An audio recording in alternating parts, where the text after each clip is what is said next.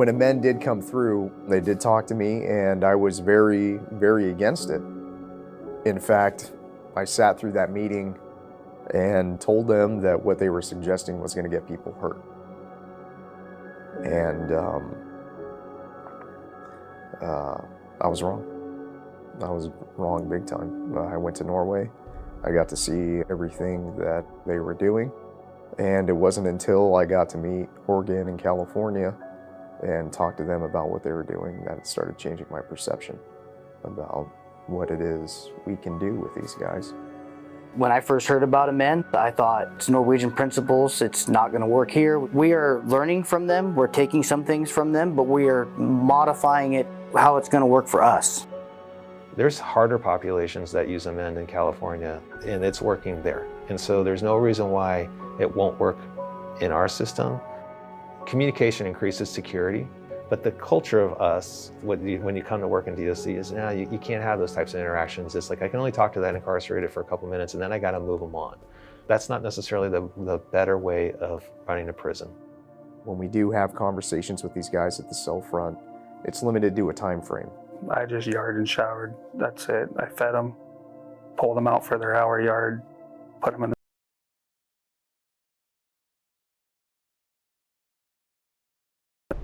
This time frame that we've been given is unlimited. We can spend 2 hours, we can spend 4 hours. But you've came to the table, and every time we talk, you always come to the table and you're very respectful and you're honest, but you didn't let the power and the ego overtake who Bolden was. Yeah. And when you were going through your stuff with your cancer stuff, and you were gone for that long time, we always asked, how's Bolden doing? And then we saw you come back, and it was like, he's back. Yeah. He's like, he's doing good. So I appreciate the time that you take to try to make a positive impact here. Yeah. Because residents, I can't do it by myself, and the guys I associate with, we can't do it unless we have conduits. Yeah. Guys like you that are willing to sit down and do this. Mm-hmm. It's just totally different how you interact with each other. You understand what we're trying to do and what we're trying to accomplish with all of this. Yeah. So, We don't want to regress. no, No. 100%. No. So- Yeah, thank you. Yeah. Bam. Fist bump.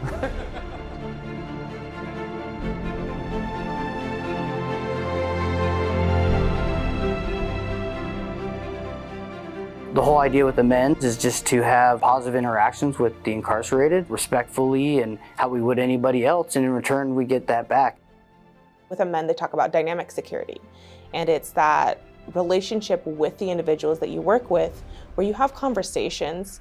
They're personal but not private, and it helps you gauge where people are at and what's going on in your unit and what's going on in your surroundings. I was working in a housing unit. There were some tensions in the unit, and there's a incarcerated individual in there that I had a decent rapport with, and he said, I just want to let you know, Graham, that if something happens in here, I'll make sure that you make it out of here. So that's what dynamic security is. A resource team is a group of individuals who are working to change correctional culture, and our goal is to ensure that successful transitions occur so we can reduce the amount of recidivism within the prison system. We actually are asking the questions like, why are you here? How can we help you go back out there? What do you like to do as a person before you came to prison? What makes you you? You're really diving into any roots of any cause. We really don't know why they're doing what they're doing, but now we have the opportunity to and fix that. I get to come out for a couple hours and play games. And not only that, I get help from the officers. They bring me stuff for jobs and housing for when I get out. Having officers care like these guys do, it helps a lot with mental stability. And some guards might think of inmates as just a nobody or whatever. I'd encourage them to talk to the inmates and actually get to know them like these officers have done for me. We're not all here trying to just be bad people, we're trying to change our lives. Some of us actually, I just want to do better. And it gives me another view of the officers. But when I engage with an incarcerated individual, I want them to see me for who I am, not see my badge. And in turn, I want staff members to see them for who they are as a human and not just another guy in a set of coveralls. Because the one thing that we all have in common is humanity. We are all human, and we all want more humanity in our lives. it's worth its salt. It's such a cool concept and idea, and it's not only going to make our lives better and decrease the stress that we feel on a day-to-day basis, but it's going to give a little bit more purpose to the job that we do. They teach you so much. They expose you to so much, and it just got me really more excited to do the job that we do. I'd appreciate it if you guys, open up this program everywhere, and mates would love it. I'm pretty sure the ones that are incarcerated in the hole that think they got nobody, it's a good program. I get asked too, sometimes by staff, do I believe in it? Like doing the program? And I absolutely believe in the program because I can see the benefit of what I do. My team and I every day take a calculated risk to change people's lives for the better.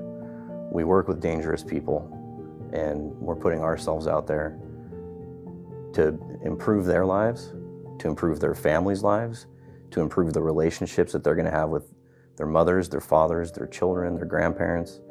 My confidence, self-esteem, and overall belief in myself was low, so I thought nobody was going to hire me at all. All I could see was all my flaws. I could see the value that I brought to the world.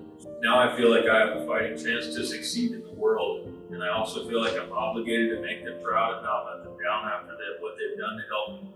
I really value and enjoy this program. I benefit from this program so much in many ways, and I would like to think that the staff benefit from me too. I get released in 90 days. You take an individual who's been in the restricted housing unit for a long period of time. They spend 23 hours a day in a small cement room. They go to the yard, they go to the shower, use a phone, and then one day it's time for them to leave. And they just walk them out and say, all right, good luck, see you later.